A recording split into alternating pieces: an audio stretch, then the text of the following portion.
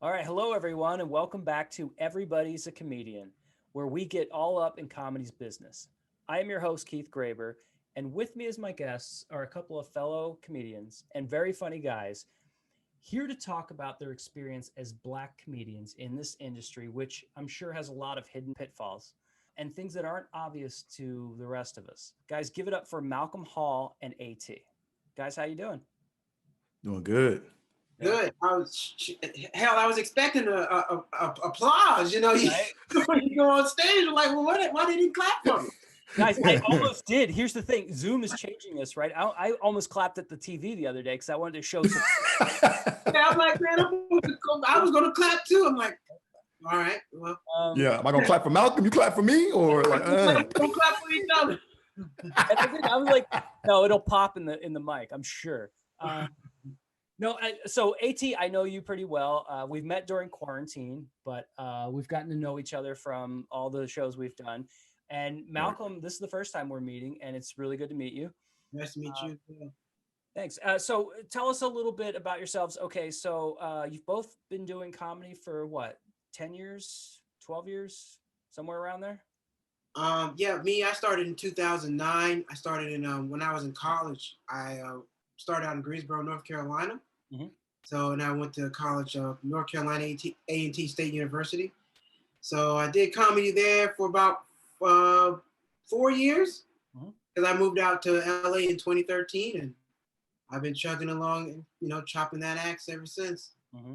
Yeah, and it's a grind. It's an axe to grind. At, how about you? Yeah. I actually started comedy when I moved out to Iowa because I worked in Iowa, like coming out of college. So, 2008 is when I really started to hit the comedy pretty hard. Got consistent with it. Just made it a thing where I'm like, I'm gonna get up every week, and then I'm gonna try to get up every day, and then 2013 I tried to move to LA, but I moved to Orange County Hmm. because my job took me there. And Oh, then I remember when you used to live in Orange County, like, man, you coming from where?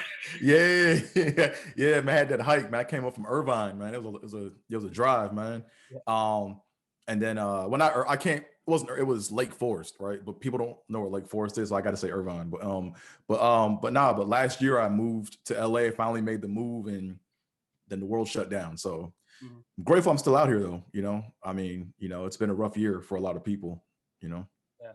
Okay, well, so the purpose of this episode is to hear about your experiences as a black comedian in the industry, and which is something that a lot of us who aren't black aren't exposed to all the time.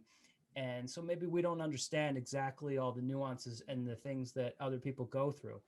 So I want to ask you, do you do either of you ever feel like your personal identity is overlooked for your racial identity? At, I'll start with you. Is my personal identity or is my racial identity overlooked for my personal identity? Right. I believe that's the question. Yeah, case Um, in point, this episode. No, but you see what I'm saying? Like, if you ever feel like, do you ever feel like you're booked as a black comic instead of At, the person? You know what I'm saying? uh, yeah. So when I first started doing comedy, in 2008, I kind of like felt that way. Um, and I think what it was because like the gatekeepers or whatever kind of knew that I was new, and when they know that you're new, they try to get you with the okey doke, you know what I'm saying? They try to, get you with that shit or whatever. But as I become more seasoned over time, I guess going through all the different trials or whatever and stuff, it's like you kind of, I guess, get a swag about you or whatever, to where now it's like they know that AT is going to bring, it's kind of like the rule in Hollywood, right? Until you're a name, you're a type. You know what I'm saying? So I'm not saying I'm a name yet, but I was a name. I became a name to them. So after a while, it's kind of like people can kind of tell, that that I'm not just a black comic. Like I have personal experiences that are me. Like, you know what I'm saying? So early on, yes, but now not so much, I would say. Okay. Yeah, because I notice that sometimes, as because I produce comedy as well, and you're setting a lineup, and you know, you want to show inclusiveness, and you also want to be inclusive. And you know, if there's somebody who's unavailable, and you're like, I always hate, you know, playing like ice cream flavors with people. Like, I don't want to Yeah. say I need another comic who's this race or this, you know, that fits in this. It should never be a scenario where like, oh, Ed's the sarcastic one, Keith's the goofy one, and AT's the black one. You know, like, what is Right. AT the person represent is should be the question asked, but we live in a weird world. It doesn't always make sense that way. Malcolm, how about you? Same question. Ever been in a scenario where you feel like your personal identity has been overlooked for your racial identity? I'm pretty sure it has. But you know, being a comic, your main job is to be funny, and you want to deliver to the crowd.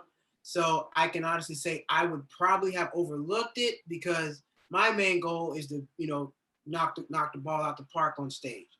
Yep. So, you know, even if I'm only a black guy on stage in a white audience, doesn't matter. You still got to perform. So, you know, I've always been focused on my performance, but I'm sure it's happened because, you know, you see certain shows that, you know, you might be the only black guy on the show or whatnot, but it's cool, you know, as long as I get paid and, you know, the crowd likes what I'm doing, it's cool because I noticed, you know, comedy is segregated. You know, you might play a different audience, but you know, it's usually a black audience, a white audience. You see mix here and there, but from what I've seen, you know, the audiences are pretty segregated. Well, with that said, has either of you, have you ever experienced any type of double standards with regard to your material as a black comic? Meaning, has any producer or club owner ever tried to like censor you in a way, you know what I mean, that you know wouldn't happen to somebody else? AT, you're already nodding. Oh man, yeah. I remember when I was like first coming up, man. Oh man, I remember I used to get these little shakedown speeches or whatever, you know, before I go on stage. Like I remember when I first started doing comedy, like at the open mics or whatever. Um, I would get laughs. Like I would just go to mics and just talk and get laughs, you know. Like I wasn't even like really writing like that, you know. But then like the gatekeepers or whatever, they were like, hey man, you know, we don't want to hear stories. We don't want to hear about your day. We don't want to hear motherfucker this. We don't want to hear this. Don't say that. You know, when Louis C.K. first started, you know, he was a clean comedian and he had to earn the right to be real, you know, and I heard all these different things or whatever. And then they would come and invite me to come and watch and learn from what they do at their shows. And you got motherfuckers doing the same thing I was just doing. I'm like, oh, okay, wow. So that's when I kind of realized that, you know, you kind of have to like get some skin in the game, I guess, quote unquote, to get some respect, I guess, you know, from the gatekeepers or whatever. So definitely, yeah. So that's like one example of like a double standard I faced throughout my career. So that's a lot like your hat bit, the bit you have about you go Oh yeah. and they have that. The dress code is just sort of like a way to legitimize their racism or their Right. whatever their standards are. Right. How about you, Malcolm? Um, well, I started in Greensboro, North Carolina, and it was a majority white comic community. But everybody was, I can't really say I had any real issues with it because, you know, it's all, the goal has been funny. Now, who produces the show is different, but far as comedians, I haven't really experienced that because, you know, guys are always looking for work and, you know, I've had, you know, white guys put me on work as much as black guys. But when it comes down to producing the show, it's always usually been more black producers asking me to do their shows. So I have noticed that, like, yeah, majority of the time I've been put on by another person that looks like me on the show. So I can't say it's been blatant, but if I just look at my career over time, yeah, it's always been somebody black putting me on the show for the most part. Has somebody black putting you on the show ever done something similar? They expect a certain standard of material. Nobody's came to me and told me that, but you can tell by the audience what the audience expects. So you can tell when the audience wants you to get a little, you know, They want you to be really blue, a lot of blue material. So, and then I've done like older Black audiences where you can tell everybody has a 9 to 5 and they have health insurance and life insurance. They don't usually want to hear all that. So I think it's not necessarily the show that's always told me that. It's more so the audience. And that's over time learning how to read an audience. But I have been told, don't say this and don't say that. And that's based on the audience. What type of audience am I dealing with? Yeah, that's a producer or a club owner trying to predict, or even maybe they know what their audience is accustomed to hearing. Right. And in a way, sometimes that's them sort of setting you up for success. Exactly, because you don't want to go up there. If it's a Thursday night and it's majority women, you don't want to do any jokes that are too offensive to women. You want to get them on your side, if anything.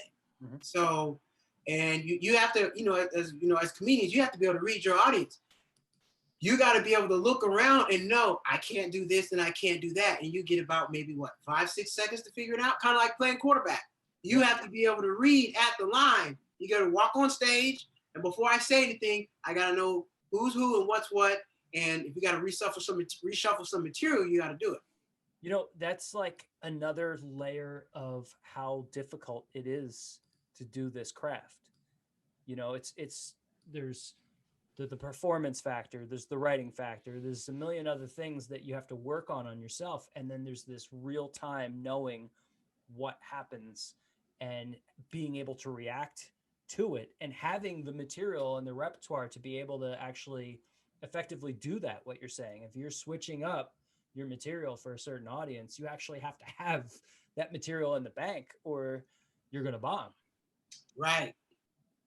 You need material in the bank for sure. Yeah. Right. Has there been any times where either of you have, seen yourself and like your material conflicts with either a Black audience or the Black community in general? Do you ever have like, a conflict? You're like a mainstream message that you disagree with, and maybe you say that in your material, and sometimes it's looked at as wrong or, not with us. Has that ever happened to you? I would say that yeah, it definitely has happened to me. Like the one thing I've realized, like in my experience, is like typically, I mean, from my perspective, there's like two types of like Black audiences, right? There's the conservative / church Black audience, and then there's like the traditional Black audience, right? And the thing I've noticed is overall, well, one thing I haven't talked about yet in any of my jokes or anything is like my like points of view on religion, right? Because I grew up with the Bible shoved down my throat. You know what I mean? And I didn't go to any I didn't go to any like well, I went to like a lot of like, Christian schools, whatever, growing up, like from 4th grade all the way through like high school. And when I look at both like I don't like to segregate the Black community, but like, basically like when I'm referring to the conservative Black community versus the regular Black community or whatever, I feel like I can't talk about my point of view of church and religion in any of those situations because my stuff is like so far out there, right? Like I literally like have been taught to analyze the scriptures, right? I go line by line, word for word, I'm not no preacher, so don't think I'm a preacher, but that's how I was like raised, and I question everything. So I feel like if I do material, or when I do material on religion, and I think the golden rule of comedies don't talk about faith and religion on stage, but I mean, if it's funny, it's funny, right? But it's like if I approach it, I know that if I go to a conservative Black audience, like they're not going to want to really hear like the harsh stuff in the scriptures, right? Because a lot of what they teach in the churches is like prosperity teaching, you know what I'm saying? And then if you look at like a regular Black audience, they might not really mess with church like that because like a lot of them might think that the Bible was written by like a white guy that was trying to enslave Black people, right? So like that's one thing that I wrestle with because I like to be my true authentic self. I want to make sure that I express myself fully when my time is said and done. So I know I don't have any church material or any like religious material, but that's one thing I struggle with internally. Like if I were to go down that route. Do you feel like that you're restricting yourself by not expressing that your religious, you know? I feel like I have so much more to talk about, so I can definitely talk about other things. But I know that that's like a big part of like who I am because that's how I was like brought up, you know. So I'm gonna have to eventually get to it, but there's more stuff I can talk about in the meantime. Yeah, and that's another layer too. Is that part of the reason we do this is like this aspect of self-expression. You know, Right. there's people with successful jobs. There's full-time. There's people with families and full-time. You know, and they go into comedy because they're not getting the self-expression in their life. Nobody knows who they are, and this is a format where they can be themselves and sort of tell the world who they are. Malcolm, any thoughts on that? No, because I'm Black, so I feel like I understand Black people the most. Mm-hmm. So, Expert. I haven't had a problem really relating to them because I get it. I understand. Yeah. So if anything, I've had an issue with like an older audience for something I said, but shit, oh well, it's the show, you got to deal with it. But for the most part, no, I can't say that. White audiences, yes. But well, that was early in my career when I didn't know how to relate. Mm-hmm. But as time goes on, I just, people are people and the crowd is one. Mm-hmm. And I can't segregate the jokes per crowd.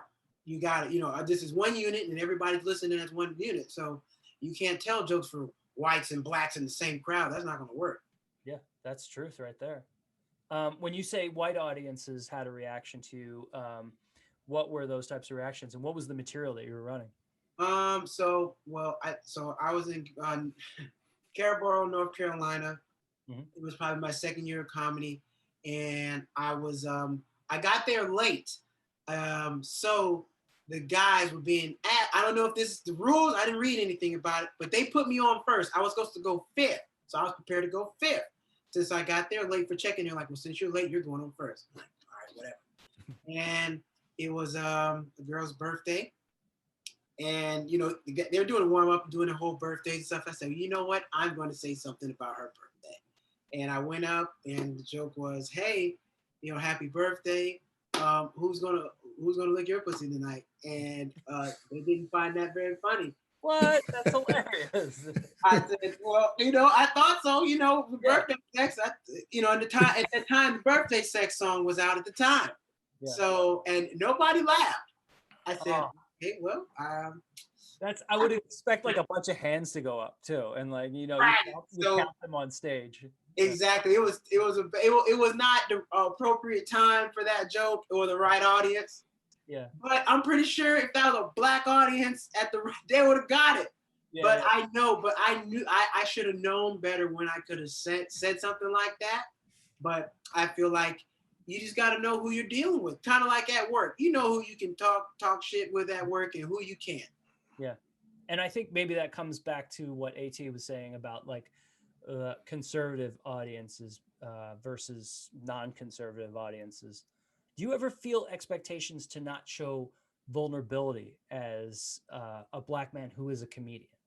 Because, as comedians, we want to show vulnerability and it sort of brings in the audience to you a little bit and they trust you and they like you.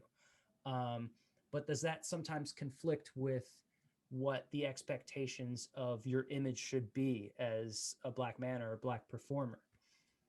On stage? Just as a comic in general, yeah. No, because I know as a comic, that's your weapon. You better be vulnerable or you're not going to be that funny or you'll just be a topical guy. Mm-hmm. So I can say I've been afraid to do it at times, but I never felt like I couldn't. It was just more so, if I do it, what's going to happen? Is it going to be funny? But as time goes on, you listen to other comedians, the most vulnerable ones are the best. Like Richard Pryor, right. His life was shambles. but it was so funny. But if you really walked his life, just listen to his life, man, that was a terrible life to live, to go through what he went through. But he made it, he made it a beautiful story by how funny he made it. Mm-hmm. So for me, I think I never felt like I've been restricted, but if anything, I restricted myself because of how I be viewed and what people would think of me. Mm-hmm. But that's some of the best material that nobody can steal from you when you're being vulnerable. Right. Like your family or just certain things you go through. Nobody else can talk about that because it's you. We all go through the same, we all had a day today. But if we all talk about our day, it's going to be completely different. But we all experience, Wednesday, 2021, whatever today is, we've all experienced it. So, right. I'll say it's been me, not the audience. Yeah. AT? There was never like a racial, I never, when it came to like anything like racial versus like a white audience or like a black audience, I never felt restrictive. But in general, like I do feel restrictive about one thing that I'm starting to work into my, comedy set more. And like, I'm working on like speech impediment jokes because growing up, I had a severe speech impediment. Like my shit was broke. Like I don't know how I'm doing this right now. You know what I'm saying? If you would have had a videotape of me when I was like 13, 12, you'd be like, yo, wow. So, but when I think a few times I tried to actually do the bits that I worked out because like Malcolm said, like those are like my life experiences. To me, it's like I got over that, but when I do it in front of people or when I do those jokes, people like don't laugh. Like I feel like they're afraid to laugh, so by them being afraid to laugh, I feel like, oh shit, I have to go back and doctor up my jokes some more or maybe like, find like a different approach to go attack it. But they're simple jokes because I start off like real simple with like small little simple things. And it's like, wow, it's almost like the audience is saying, hey, even though you had this issue with you growing up, we see that as like a disability and you can't even make fun of yourself, So I feel like they're taking my side, but they're taking their side against me, if that makes any sense, So that has nothing to do with like black audience or white audience. It's just like, that's something that I'm comfortable with doing, but I have to just figure out how to make it like, I guess relate. Because right now it's probably not relatable to people, because a lot of people don't have to go through that or didn't have to go through that, Yeah, I actually have experienced to a small degree, a little bit of a stutter in my past. And yeah, it's weird. It's like, how do I, how do you take on a career, let's hope for, as a public speaker, knowing that at any time you can just it can just break. It all come apart. It is scary, but it's fun at the same time. Yeah. Insurance. What's that? You'll need some insurance for that. Yeah. And one of the first things I did was I got into roast comedy, and I tried to just like viciously and savagely roast myself to the worst degree so that way, like, I was just toughening up the skin and right. And as a practice of like tackling all those things that so nobody else can do it to you. I don't want to get shut down by someone else because I can't take it. I want to be able to like give it to myself better than that, which really helps with the roast battle. And then, elsewhere in your comedy, I think. Have you ever found any defense mechanisms that you've developed due to your experience as a Black comedian? I mean, most of my experiences are around Black people doing comedy. So, if anything, I've been mistreated by my own kind, but I can't say. Because the difference for me is like when you're doing like the other clubs, like the white clubs and stuff, you don't really get to see the owners. You get to see the producer of the show. Mm-hmm. And like, that's the guy that's booking the show and whatnot. And, usually they'll have one or two Black guys on there. So I can't really say I've been discriminated against, but you see the booking. You can look over time and see who they're booking. Mm-hmm. So it's not really hard to figure out sometimes. And I don't know if you guys notice, at most clubs, they got Black nights. So there's only a couple nights where you can get up. and really perform. Like, how many how many black comics do you see in Hollywood on Friday and Saturday nights, unless you're on television? Like, they'll bring some regular, B-list comics through that you don't really know their names, but I don't think they, personally, I haven't experienced it, but you see it. It's out there for you to see. It's like, okay, well, they only have one night every, somebody explained to me, said, you've noticed every club in Hollywood has one night a week where they have Black Night, and it rotates throughout the week. Yep. But never, Black Night's never Friday or Saturday night. That's true. That's never that. No, you'll get Sundays, like Chocolate Sundays is a Sunday. And then we had Michelle's show was on a Thursday, and then they had other stores on the comics the comic store on Mondays. But it's never been that premium show on Friday or Saturday night. You gotta go do a black club. Mm-hmm. So I can't say that I've experienced it personally, but I see it. It's obvious. You just look at the lineups. Yeah, and, yep. and I've noticed that too, and I've had friends that made me aware of that. Like, have you not noticed these are all like straight white guys like on this? I'm like, yeah, I guess you're right. How do you feel about the all black lineups? Obviously, we're all thirsty for stage time, and you'll take it. But does it ever come across as pandering or, not quite sincere? Well, I don't think it's pandering because, you got to ask to get on shows. I had to learn that kind of the hard way. You go out, kill a show, but nobody, oh man, you're funny, but your phone don't ring. Nobody hits you up. You got to be out on the stroll. So I wouldn't say it's, pandering, but you do have to make yourself known, and you got to put yourself out there because the competition is steep. Yeah. There's a lot of competition. The show's going on every night. Somebody's going to be funny and smash a show every night. So you have to constantly put your name up. And some of those white shows, you got to know somebody. You got to know a guy like producing the show. And, me, all three of us are probably not going to get on the same show at the Improv on a Friday night. So we might do it three, over the month, we might each do it different weeks. Mm-hmm. But, I don't feel like it's pandering. I feel like it's necessary in comedy. But, yeah, I think you got to do it. That's sort of what I was getting at before with producing. And we had a show, I think we had a show in August where we had like 4 black comics on, and they were just in the green room. It was this one big joke, that like, oh, you guys are burning all your black comics on this one show or whatever it was, and I'm like, wait, shit, is that true? I don't, but is the pursuit for inclusiveness or showing that you're woke, does that sometimes backfire in a weird way where you guys become not individuals, and you're sort of like just the ethnicity that you are, or anybody really? Yeah, like the I think I kind of got mixed feelings about that because like Malcolm was saying earlier, basically, like in Hollywood or whatever, like the black shows aren't on like the premiere nights, like a Friday or like a Saturday night, but it's like, me personally, I like to go to like funny comedy shows, period, but I tend to gravitate more towards black comedy shows because I study and follow more black comedians, right? But I try to watch everybody, but yeah, I don't know. It's I feel like if everything was made super diverse to where you had one of everything on every night, mm-hmm. then all the nights would get boring. You know what I'm saying? So what to me would be more,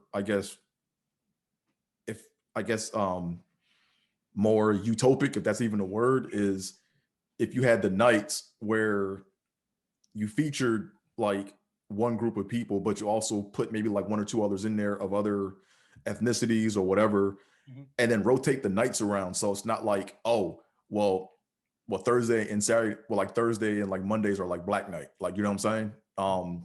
So I don't know. I mean, I'm not a club owner or like a booker, obviously. So, I mean, but that's just like me, I guess, watching comedy as a fan, I guess, Yeah. Well, I know from booking shows, I like to keep a little diversity just for my audience. And, You run out of people.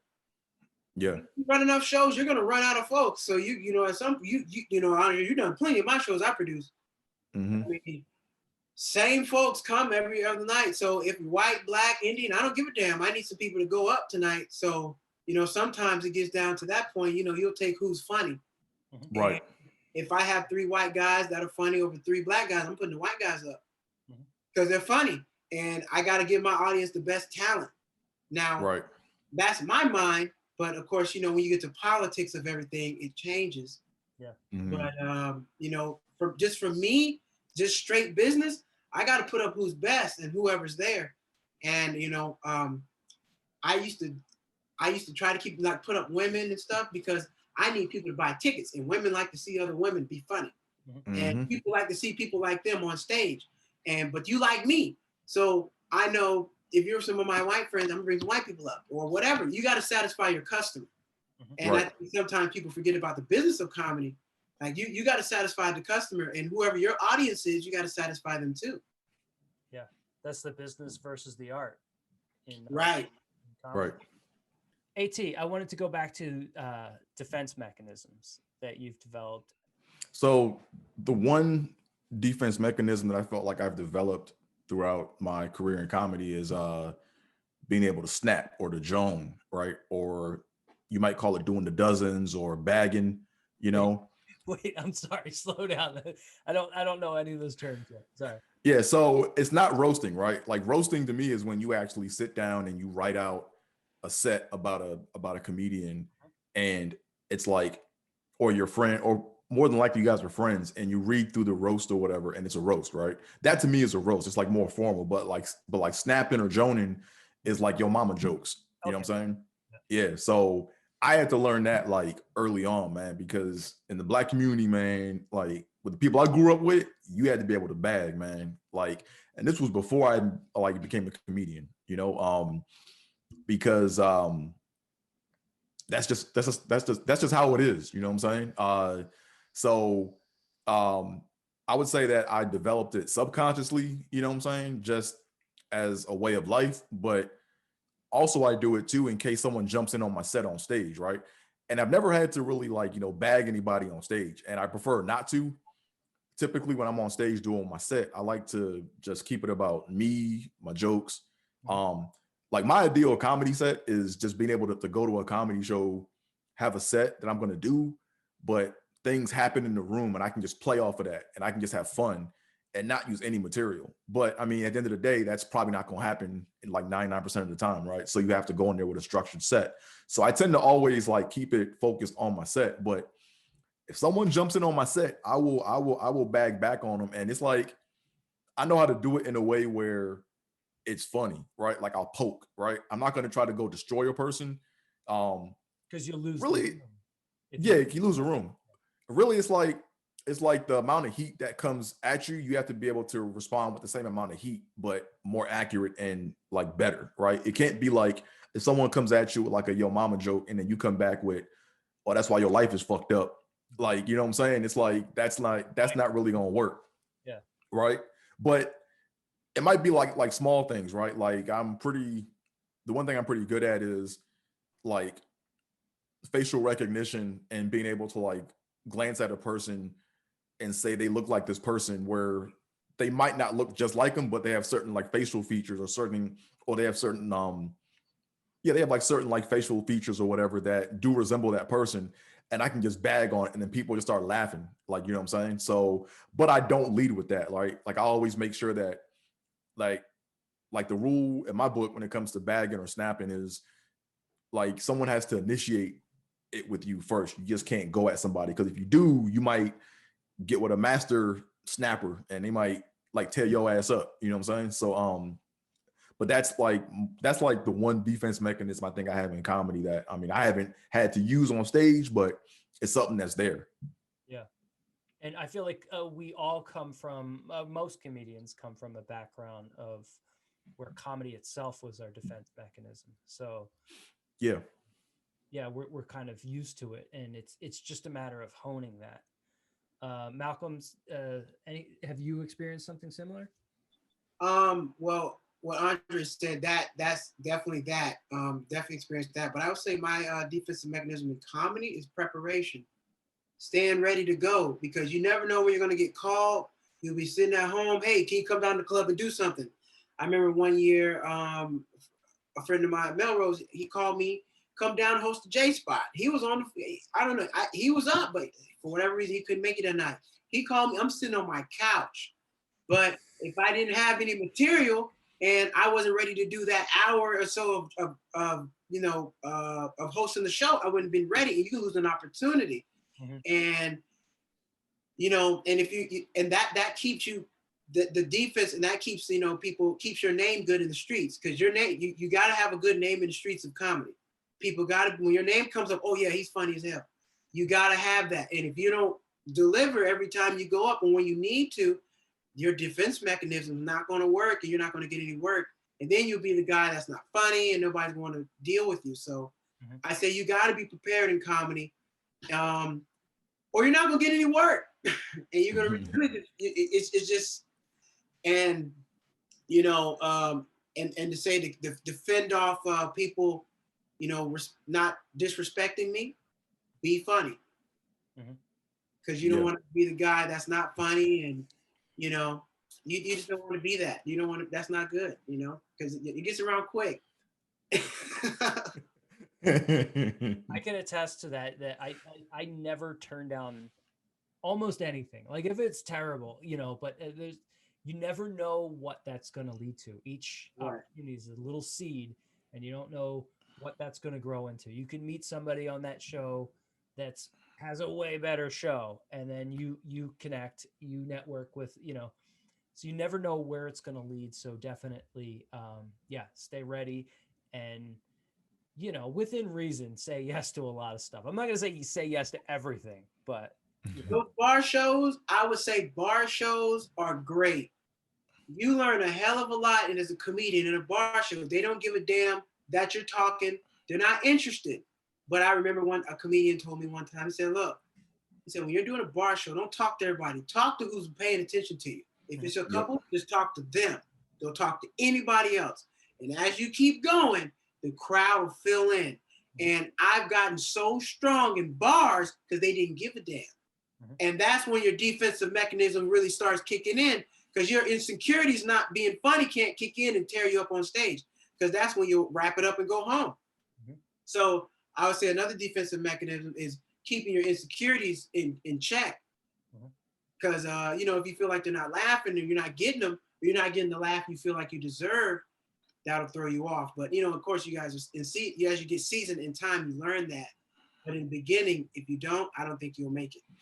No, I definitely agree with that. And even in a good show, like the one woman who's like cackling, that's your favorite person on earth, because she loves your ass. And that's who you're performing to her, and all these other people are watching. Like that's sort of the mentality there. Like, has anyone ever critiqued you or your material for being too black or not black enough? Like this, I hear this happen all the time. Like I need to know, like, and I don't see it firsthand. So, sorry, this is like.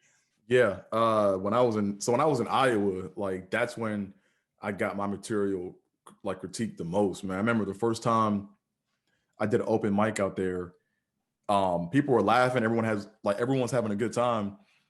And this white lady came up to me after the show, and she was like, "Oh my God, you're so funny, but my God, baby, you got to lose the black talk." I'm like thinking to myself, "But bitch, I'm black. Like, what the fuck else you expect?" Like, you know what I'm saying? What else? Oh man, I remember. I was like in like the purgatory state of comedy in Iowa, man. Like I was like stuck smack dab in the middle on all corners, right? I was like where I was in a box, like the club owners and bookers or whatever. Like I basically placed in contest. They saw I was funny, but they wanted me to just host, right? So I couldn't spotlight. I really couldn't do my material like the way I wanted to do it. So I had to just host and bring people up, and I could never get past that next level, But then also in Iowa, there was like you had like the black barbershops that would go put their money together and they would put together shows and they would bring in good acts, they would bring in, big name comedians, right? Mm-hmm. And I remember I knew the DJ that basically was like big in town. And he would always like, if he got a gig, he'd always come and put me on, or he would always have me come out and, kind of be like the hype man or whatever. But I remember it was funny. I was in this weird situation, man. I don't believe, I mean, telling y'all this, man, but I remember one of the, for one of the black shows, the guy that was putting it on, the promoter or whatever, he basically came to me and wanted me to go and find like all the funny comedians in our little clique, right? And I'm like, I'm funny shit. Like I've been I placed in contests. I'm like around town. And they didn't want to have me, and like he didn't want me on his show because word got out that he said, quote unquote, they said that he said I got white people jokes. You know what I'm saying? So white people? Nah, it was just white people. Like, so when I started doing comedy, man, I used to just get up and talk and have fun. But what happened was I was kind of like in my little Pinocchio like phase where I was basically like being put into like a cookie cutter, right? Like they were basically like, hey man, we need a laugh every 15 seconds, set up punchline delivery. We don't want to hear stories. We don't want to hear about your day. We need to hear jokes, right? So when I got on stage, in my mind, to climb up that ladder, I was always like, doing I'm like, I got to do these jokes this way so I can make it up the ladder, right? So I was like everything was like very structured, like joke, right? And I guess that's what they were referring to. But when they told me that, I was hurt. I'm like, yo, I got other shit that I do, you know what I'm saying? So you perform too much like a white comic is what the criticism was. Right. It wasn't so much exactly. It wasn't just the material, but it was like how I was delivering it, how I was doing it, right? Like it was geared towards a white club, essentially, right? So, I was kind of like stuck in the middle where, like, to like white comedy clubs or white shows, hey, I may have been like a little too black, but for like black rooms, I wasn't black enough. You know what I'm saying? Because I was like stuck right in that middle. So, but over time, I just learned that, man, you got to get stupid. Like, if you get stupid, it's gonna it can go to everybody. Like, you know what I'm saying? So that's how like I kind of like got out of that. I just said, you know what? If I ever feel like I'm being boxed in again like that, I just get stupid and I just like come out of left field with shit. So yeah. That's funny. It's another type of purgatory. Sounds like. Malcolm. Nah, I've been, for being too vulgar, but never too black. Mm-hmm. Nobody's been like, hey, you're too black, don't. And vice versa. You've never had like a black audience or, black community say like, oh, you're a little too white or anything like that. No, nothing like that. I mean, if anything, they just didn't laugh and they left. They didn't say anything to me, which hurts even more. Damn thing. Last question. Do you ever catch yourself engaging in code switching? Like, you mean like switching up who I am to be around different people? Switching up the way that you talk to certain people. Do you have misgivings about that? If you got a day job, you code switch, or you're not going to be employed. So we all have to code switch to a certain extent, and I think it depends on the extent of code switching. I mean, I am what I need to be per the occasion, but I'm still Malcolm everywhere I go. Like I don't cuss around my parents and my family, but I'm still the same guy versus, around a lot of other people, I can be, use a little bit of profanity. So, but far as comedy code switching, nah, that's hard as hell to switch up who you are per audience. You'll never get great. You got to be great at who you are. You can't be three different people for different audiences, and you don't know what you're gonna get on a given night. Because I was just having a conversation with a friend of mine earlier today. I said, I don't understand how certain comedians, they only want to perform for one audience, which in my opinion is code switching. Because like, if you don't want to get up in front of white people, well, I only do black audiences. Well, how are you going to work? What if they, you get a corporate gig and it's 10 grand? You're not going to go? Right. You'll be a fool. So, some people do code switch. I mean, you have to be who you are, but as far as comedically, nah, I got to be who I am. It's just hard. It's hard enough to be who you are and be that, be vulnerable and give the material as is. So, nah, I wouldn't say I do any code switching in comedy, but in life, all the time. Yeah. I think we all have to do it for our jobs. I mean, AT, anything to add? Oh yeah, now I agree with everything Malcolm said, man. Or the one thing I'm gonna add is it's weird, man, because I feel like he said, like, part of comedy is you're discovering your true self. You have to be good at being yourself, and I feel like um my aim is to come out and be so different in the beginning at the start of my set that I don't have to code switch, right? I can just be me, right? Like I want to be like, so like I'm just a different person and I'm not afraid of being different. You know what I'm saying? So I'll be that up front. And a lot of times, like everything is fine, right? But the one thing I do code switch on is the N-word. You know what I'm saying? Like that's one thing I do code switch on because in my household, in my family, we talk like we cuss, we use N-word like around every, like grandma used it, uncle, everybody, right? That's who I am. That's part of who I am, right? But if I get in front of an audience or whatever, that's white, I just can't come out talking like that. You know what I'm saying? Because they're going to be more focused on the language that I'm using versus my material, right? So I have to like typically have like certain jokes or make sure that I use my joke selection in a certain way that I can ease them into who I am, right? Like the one thing I learned was I watched this one female. I actually worked the weekend with this one female comedian, and I watched what she did, and it was pretty like it was real slick, like what she was doing. She was a Black comedian, and she got up there, and the first show I watched, I didn't know how she got to it, but she was like herself, like she was N-bombing throughout the whole joint, and it's not like she was doing it. It's just that's who she like. That's how she talks, like you know what I'm saying. And I was like, man, how is she doing this? And people are just like still laughing or whatever, right? So I went back and I got to watch her set like 2 or 3 more times that weekend.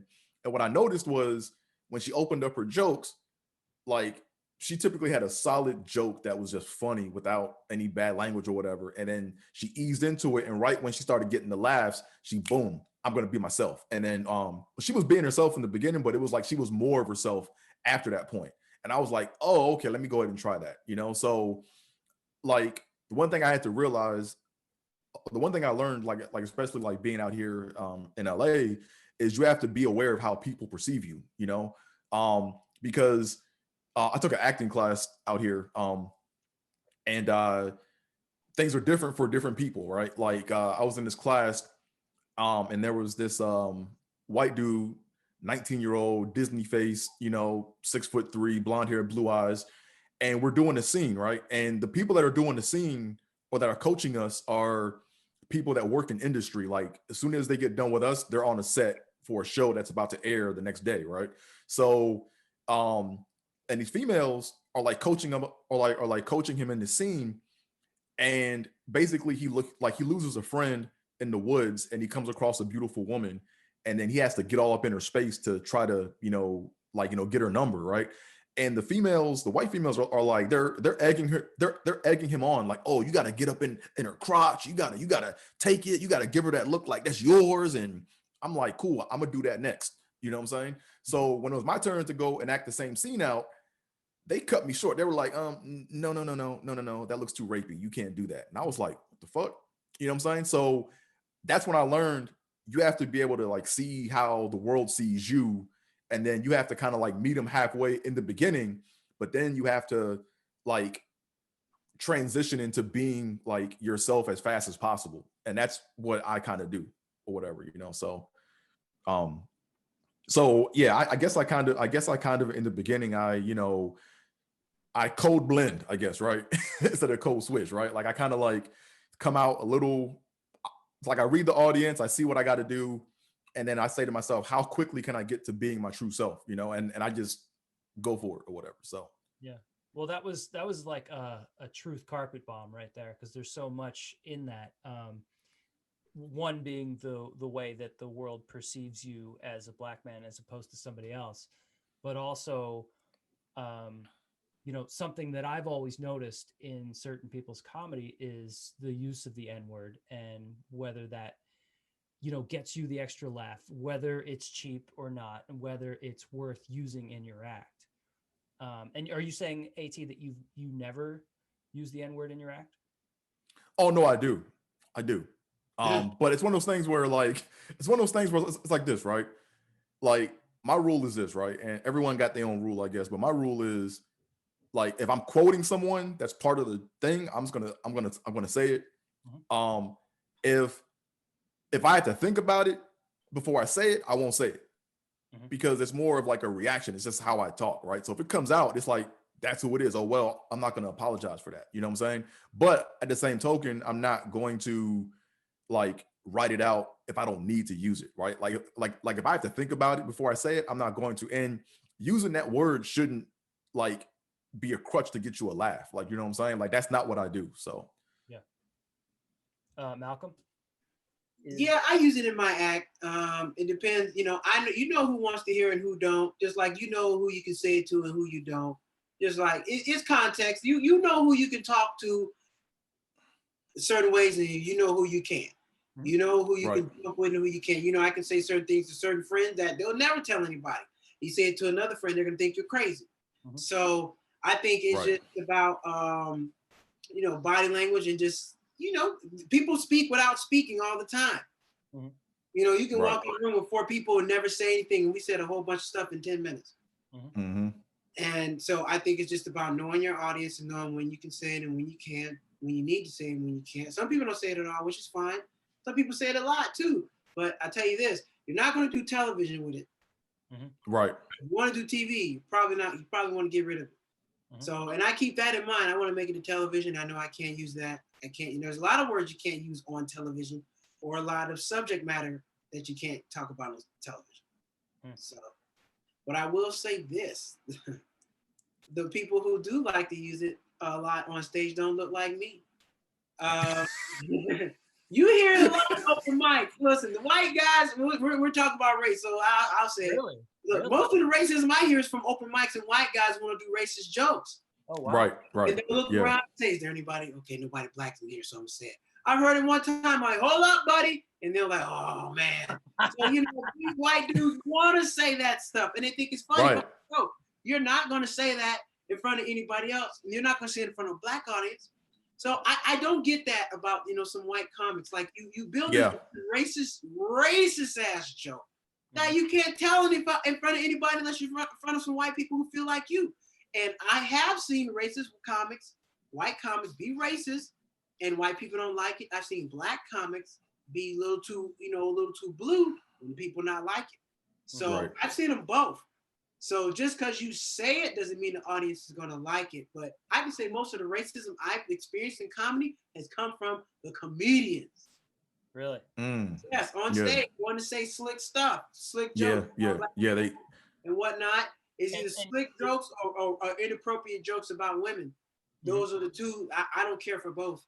But it Right. comes down more to sentiment, and rather than the actual like saying the N word or specific words. It's really about like what you want to say. We know is like wrong in some way.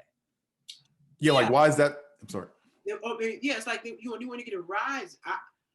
I don't get it because I don't really have too many racial jokes. That's just not really my lane. But it's like they want to say it to get a rise, but it bothers me that you won't say it in front of people that are going to dislike it. Then it's obviously Right. funny. It's offensive. Yeah. Right. If I'm like around like white people, I'm not going to use the word because I don't want to give them the green light to say, oh, I can go start saying it. Because when they start saying it and someone like another black dude come around and they're caught saying it and they give them a weird look and they look at me like I gave them the pass.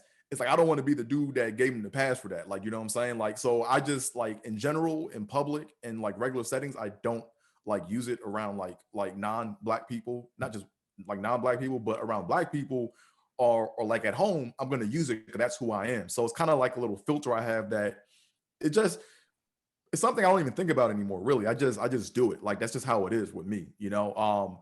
But uh back to what Malcolm was saying with the racist jokes on stage, man, it's like, if the whole point of the joke is about you trying to get a rise out of me, I mean, you can do what you want, but that's not comedy to me. Like, that's not like with me, it's like, the one word I know that we can't say, like, in white comedy clubs is the C word, right? Or like cunt, right? Oh. Like, that's like a huge word. Like, and I know, like, in my home comedy club, they were like, don't say that word. Like, what, like, white women really hate that word, right? And I have no desire to say it, right? Like, that's not like my lane. That's not my culture. You know what I'm saying? Like, I have no desire to say that word. So I'm not going to use it. But other people in other cultures, they like to kind of dibble and dabble and cross lines to figure out, like, oh, they say this, I want to say that. No, how come you just can't enjoy your shit, enjoy your words, and you're like, I don't know. That's just how I think. That's just me, you know? It should be a challenge. Sorry, go ahead, Malcolm. I was gonna say it's funny that people treat the N word like that, but you know how many words in English language that you can't say to certain groups of people? Like women call each other words that you can't call them. Mm-hmm. Right. And you just don't. Okay. Right. That's that. Right. Nobody really has a conversation about it. Mm-hmm. And so I don't really understand the whole, one to say it and one not to say it. There's every group, every religion, there's a group of words that's offensive to them. Mm-hmm. Right. We generally don't use them. Now they can use them amongst themselves, mm-hmm. but you can't call them that. And that's fine. But you can go find a group of people that you can call whatever you want. They're called your friends. So, you need to keep it amongst them. But I think we're in a time where, people are sensitive now. But I think that's because people don't critically think. But that's a whole nother story. We don't have deep thinkers anymore. But right. It's just a situation where there's a lot of words that you can't use. So don't treat the N word like it's any different than those. Mm-hmm. Right. Have you seen it in the sort of the other way, where the N word was unpopular in a scenario because there's too much like woke either white people or something like that? Like, so basically you became unpopular for the opposite reason, Nah, it's like I've never seen that, because it's like that word is so weird, man, because it's like when it's said by black people, it's kind of like white people kind of get on code and they try and say, okay, that's their word. Like they know, you know what I'm saying? So I've never had a situation where I used it and a non-black person got on me for using it. I never had that happen. You can't do that. What are you going to say to me? What are you going to say? How's that conversation going to go? Who are you? It doesn't stop Karen. You know that. Hey, I wish Karen would. Karen going to learn a lot that day. Yeah. Hey, and pretty soon Karen's going to be the next bad word, right? Like you can't call people Karen. That's going to be the next bad word. Well, it's technically misogynistic, but it's really like about, hey, chill the fuck out. Stop like complaining about everything that you're not getting. It's basically shooting down your sort of narcissistic expectations in life of everything should be the way that you want it to be. You know what? I find it funny that we're in this sensitive society where everybody's being censored and whatnot, but half of media is destroying other people. Mm-hmm. Celebrity news is when a person falls, they talk about them. Mm-hmm. Not when they're on the up and up. When I has a situation on the downfall, that's when there's news. Yeah. Otherwise, it's a puff piece or whatever. Yeah. So we waddle in people's, we love that. Like we sit there and watch certain things on television, but when it happens in real life, we're shocked. Mm-hmm. Yeah. So I don't know. That baffles me about society. Mm-hmm. Yeah. And I'll tell you another time where it becomes a little convoluted and strange to me, and I just don't know how to react, is I've seen the N-word in a tweet or a meme, and I'm like, yo, who wrote this? If somebody wrote this that shouldn't be writing it, it's hard to like get all the context in that format, and stand-up's different. Stand-up is like you have all the context right there in front of you. We live in a digital world, and it's only getting more digital because of the pandemic and technology itself. So I think this pandemic helped stand up as a long-lasting art form because people still want to come out and hear. And that's why the comedy club doesn't have windows, because it's supposed to stay here. And you made a choice to come. And that's why comedy's at night. It's reasons. Comedy's not 2:00 in the afternoon. No. And liquor's sold at night for a reason. Strip clubs open at night for a reason. People do certain things at night. So, I mean, I will never apologize for what I say on stage because you chose to be here. I didn't walk into Walmart to say this stuff. I didn't walk into church. I didn't walk into your home. You came to where I was and you knew I was here before you came. And technology's good enough. You can look up who the hell I am and what I do before you come. Right. I'm not going to apologize to anybody. That's like a vegan being upset the store has meat. You fool. All truth. It's all truth. Okay, guys, we've reached the end of the episode. So this is your story. So I want you guys to be able to name your episode. Don't get me canceled. What do you think it should be called? I don't know. Shadow Talk. I don't know. What? Shadow Talk. I said don't get me canceled. It was the first thing I said. Hey, 3 dudes, Shadow Talk. No. What they got going on in there, Shadow Talk? I don't know, man. I was thinking something, Shadow Talk. That's what Shadow Talk. That's what it would be. I don't know. It's weird. Talking black. Like, talking back. Like talking black. I don't know. I like racism without wheels. Racism? Which means nothing. Is that... Is racism still a thing in comedy? Is racism still a thing in comedy? Well, we all know the answer, but I'll write that down as the... Well, because some people will tell you no. Oh, it's comedy. Oh, it's over because of Obama, right? Is that what? Right. But I would say, if you go to a comedy club, you see a mixed crowd, you would say no. But if you look at the lineup, there you go. If you hear some of the material, there you go. So I think, comedy and racism in comedy has just gone covert. Covert comedy racism. Covert comedy racism. Because it's not out in the open no more. Nobody's gonna call you the N-word or anything like that. But they won't book you, and they'll block you from getting opportunities. Right. It just transformed. Blackout. I don't know. That's the name of a transformer. Blackout. I don't know. I'm just trying to keep it with the theme of the whole thing because we talked about a lot of things. Because we talked about not just racism. Shadow talk. Yeah. Nah, come on, man. Get off that shadow talk, man. Come on, man. You already. Hey, when I see you, I'm gonna bring up shadow talk. No, when I see you, I'm bringing up shadow talk. I will not bring it up, AT. Oh, that's funny to me, man.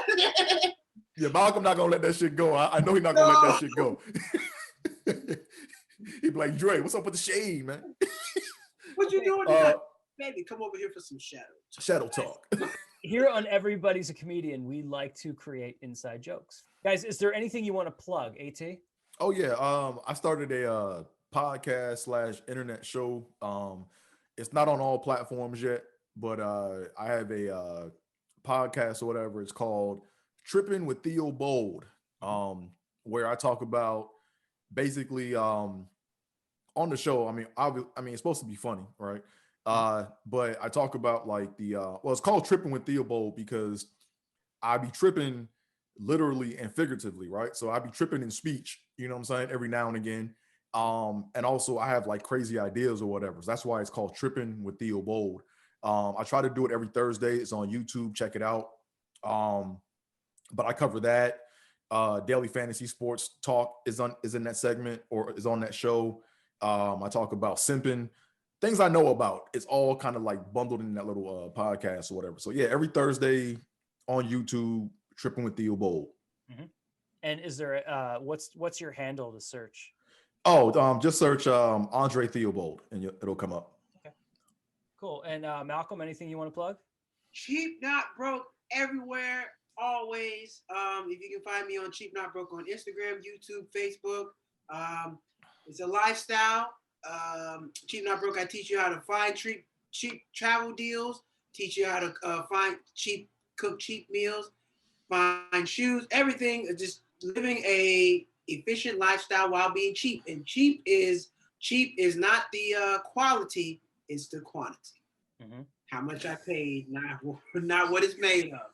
And I also have a financial literacy company called Stress Money Less, where I teach people how to budget, save, and improve their credit through savings plans and understanding your credit. So you can check that out at www.stressmoneyless.com. Nice. Or buy a t-shirt, cheapnotbroke.com. Love it. You got a brand.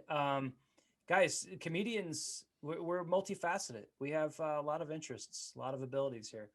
That's been our show, people. I'd like to thank our awesome guests, AT and Malcolm Hall. I've been your host, Keith Graber. Check back next month for another episode of Everybody's a Comedian. See you later.